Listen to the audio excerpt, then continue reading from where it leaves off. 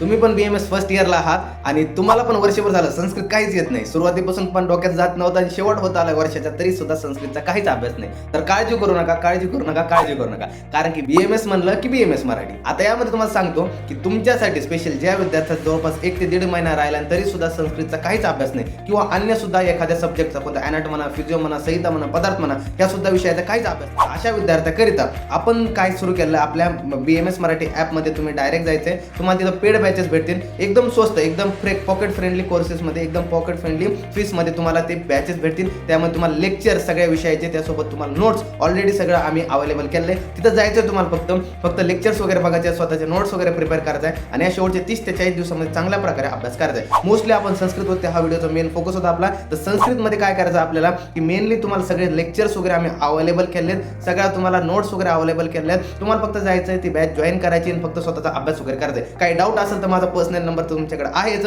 त्यामुळे तुम्हाला माझा डायरेक्ट पर्सनली वगैरे तुम्ही मेसेज करू शकता, सर मला असा डाऊट वगैरे, तुम्हाला इन डिटेल सगळं काही मार्गदर्शन केलं जाईल. तर छान प्रकारे अभ्यास वगैरे करायचा. शेवटचे 30 ते 40 दिवस राहिले, वर्षभर जर नसला अभ्यास झाला तर ह्या 30 ते 40 दिवसामध्ये तुम्ही अभ्यास करून हा विषय क्लिअर करू शकता. फक्त तुम्हाला गरज आहे स्वतःवर वेळ देण्याची आणि स्वतःवरती चांगल्या मार्गदर्शनाने अभ्यास करायची, कारण की यश हे नेहमी कसं हार्डवर्किंग भेटत नसतं, तुम्हाला योग्य दिशा आणि त्यासोबत योग्य दिशेने केलेली मेहनत याद्वारे तुमचं यश मिळू शकतं. त्यामुळे चांगल्या प्रकारे तुम्हाला ह्या शेवटच्या वेळेमध्ये योग्य दिशा म्हणजे BMS मराठी सोबत चांगल्या प्रकारे अभ्यास करून तुमचा विषय क्लिअर करायची वेळ आली. तर छान प्रकारे अभ्यास करा. Wish you very all the best. भेटूया पुढच्या व्हिडिओमध्ये, तोपर्यंत धन्यवाद.